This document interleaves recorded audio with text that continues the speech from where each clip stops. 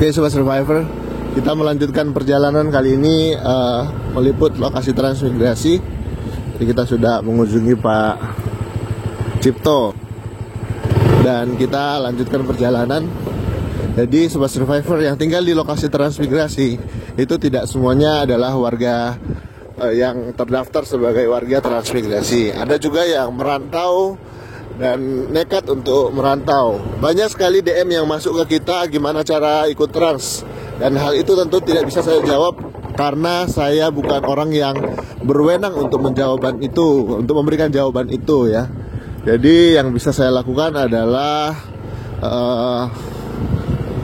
meliput bagaimana kondisi masyarakat transmigrasi. Jadi konten-konten saya yang kita hadirkan adalah kondisi real atau reality show terkait bagaimana warga-warga trans bisa bertahan di lokasi-lokasi ini.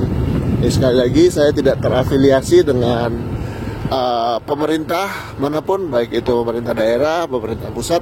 Tapi saya senang bisa membagikan cerita-cerita transmigrasi dari sini gitu ya. Jadi semoga Sobat Survivor bisa semangat, Pak, Bu, bisa selalu terinspirasi setelah menonton konten-konten kita. Sayangnya mungkin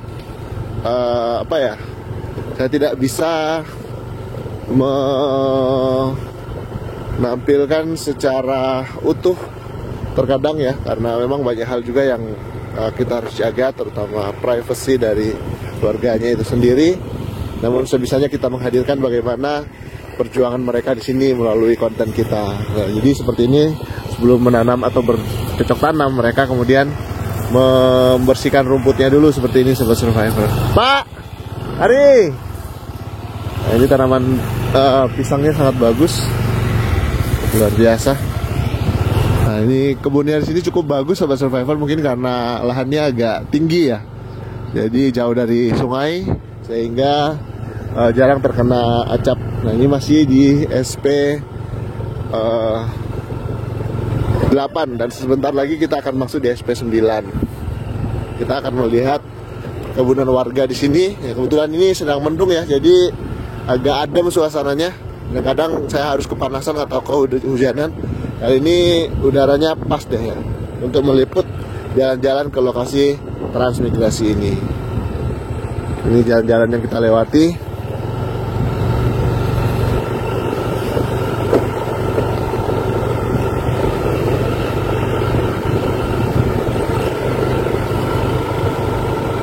Nah, ini rumah-rumah yang sedang dibuat ya.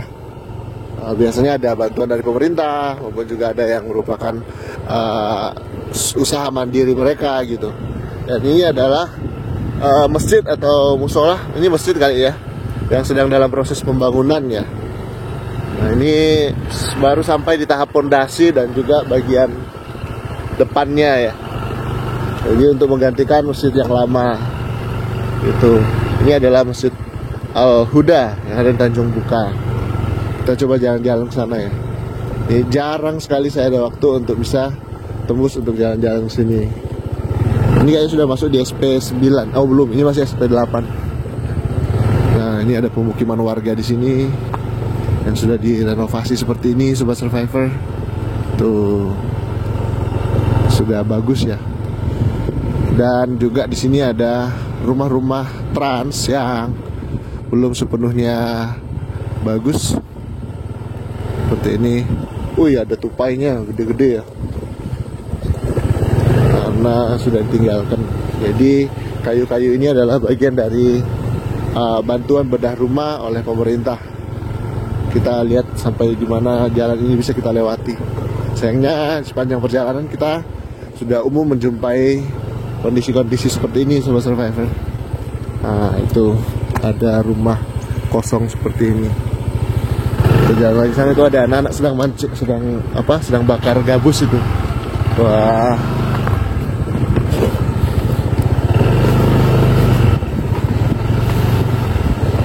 Ini pertama kali saya masuk ke dalam sini. Walaupun saya sering ke SP 8, tapi ini momen pertama kali saya masuk sini. Ada apa di dalam? Sepertinya tidak banyak yang bisa diharap ya. kecuali tanaman kelapa dan rumah-rumah kosong seperti ini. Terus kita ke dalam lagi, masih rumah kosong. Oh, di seberang sana ternyata ada sungai, Sobat Survivor. Wow, unik banget. Nah, ini ada rumah kosong lagi, cuman kayaknya miliknya nelayan ya. Ada bekas peninggalan kayak apa sih namanya? Tuh, cantik banget kan pemandangannya. Kita jalan-jalan lagi.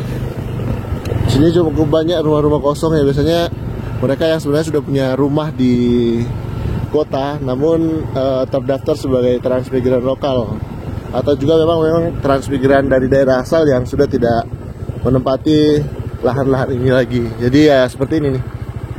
Pertanyaan sering masuk gitu, Kak, boleh nggak kalau lahan-lahan kosong itu saya manfaatkan? Saya nggak bisa bilang boleh nggak boleh, karena itu bukan hak saya untuk menjawab. Ya modal nekat untuk jalan-jalan ke sini, boleh-boleh saja untuk nanya gitu ya ke mereka langsung, ke pemiliknya, boleh nggak saya tinggali. Wah, ini ada pabrik atau kayaknya ya pabrik bukan pabrik sih, lebih tepatnya penggilingan gitu ya. Nah, kita terus ke sana, ini ada seperti pelabuhan itu, dermaga kecil. Dan tembus ke sana, wow, kita akan menjumpai tempat mancing yang sangat bagus, saudara-saudara. Wow, sepertinya ada yang lagi sedang mancing di sana. Oh, sedang dalam proses penimbunan ternyata. Lokasinya sangat indah. Kita coba jalan-jalan ke sana. Ini kebetulan sedang naik pasang ini. Kita lihat dulu. Oh, sedang pasang tinggi nih. Sedang airnya arusnya sedang kencang-kencangnya nih. Nah, kalau lagi arusnya kencang nih, Sobat Survivor, gabus itu sangat mudah dijumpai di dalam sini nih. Jadi gabusnya leluasa mencari tempat-tempat yang baru dinaiki air gitu. Jadi biasanya itu banyak kepitingnya, jadi gabus itu masuk ke sini tuh biasanya. Ini kan kebetulan nanti bakal penuh dengan air semua nih. Nah, salah satu bukti bahwa warga lokal sudah cukup lama menempati lokasi ini adalah mereka sudah menanami kelapa di sepanjang bantaran sungai. Jadi itu kelapa-kelapa itu tidak tumbuh secara alami, tapi itu dengan campur tangan manusia atau warga lokal yang sebelum transmigrasi ada, mereka sudah tinggal di sini. Kita coba untuk masuk lagi ke sana. Karena kadang-kadang hal-hal ini yang membuat penasaran biasanya warga net atau netizen. Ini alat yang you know what lah ya, digunakan untuk menangkap ikan dengan cara yang instan. Oke, kita kesana lagi. Oh my goodness, ini sudah longsor ini. Dalam waktu yang singkat akan kembali menjadi rata dengan tanah. Nah, tempat-tempat begini nih biasanya paling enak mancing sejenis sidat gitu, karena di sini sidat itu banyak. Nah, ini bukan cuma sidat, tapi juga kita mesti hati-hati juga di sini. Air-air seperti ini yang bahaya gitu ya. Ya juga ikan banyak gitu. Oke, kita, karena saya sendiri bahaya juga. Kita coba untuk jalan-jalan lagi. Jadi praktis lokasi transmigrasi ini memang terdampak dengan pasang surut air laut. Oleh karena itu secara reguler pemerintah itu melakukan proses normalisasi tanggul, atau mereka biasanya sebut dengan cuci paret. Tapi kalau ini saya kurang tahu apa namanya ya, yaitu meninggikan tanggul ya. Biasanya ini proyek pemerintah daerah dilakukan dalam jangka waktu tertentu gitu. Sekaligus bisa jadi jalan juga sih sebenarnya. Nah, saat lagi kita akan melihat ada perahu lewat. 1, 2, 3. Nah, itu ada perahu tuh.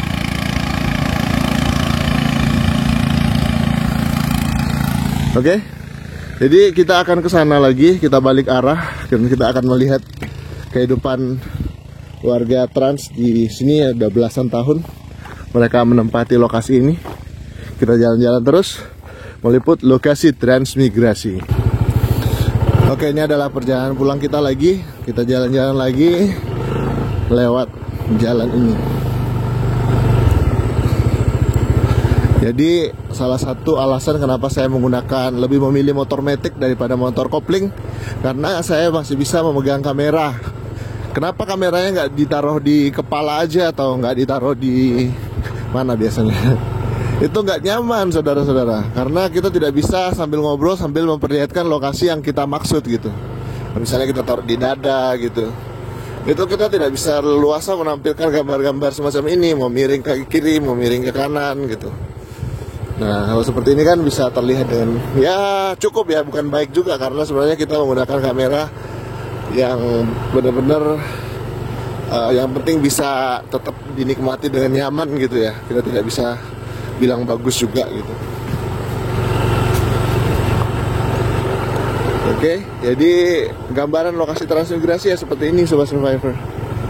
Jadi mereka banyak yang tidak sanggup bertahan, bukan karena mereka bermain-main dengan program transmigrasi, tapi karena memang tidak terbiasa dengan pasang surut ya.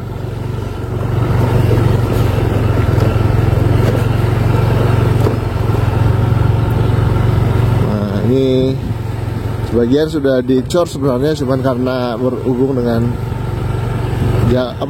seiring berjalannya waktu ya, kebetulan tanahnya itu masih kurang bagus gitu. Jadi seperti itulah. Oke, kita coba masuk ke arah Satuan Pemukiman 9 ya. Jadi yang sering saya sampaikan, Sobat Survivor, upaya petani di sini untuk bisa tetap survive di sini, walaupun nanti di masa tua, adalah mereka bercocok tanam kelapa gitu. Jadi kalau Sobat Survivor perhatikan di sebelah kiri kita ini, mereka sudah mulai menerapkan sistem tanam tumpang sari atau sistem tanam di mana mereka bisa tidak hanya nanti memanen padi, tetapi juga memanen tanaman-tanaman jangka panjang seperti kelapa ya. Tapi memang untuk segi perawatannya ini masih jauh dari sempurna ya. Seperti belum ada penanggulan yang harusnya menggunakan tanggul ya sepanjang kelapa itu. Pak, kemana? Nah ini mereka hanya cukup menyemprot saja atau biasanya membakar lalu kemudian menanam padi. Pola tanam tradisional seperti ini sudah bertahan mungkin ratusan tahun bahkan di lahan-lahan di bulungan ini gitu ya. Jadi kurang lebih sama seperti daerah daratan juga atau perbukitan, di mana mereka tanam padi juga tidak perlu mengolah tanah tetapi memanfaatkan kesuburan lahan-lahan tersebut. Subur sih, cuman memang perlu perlu usaha yang ekstra gitu. Jangan pantang menyerah.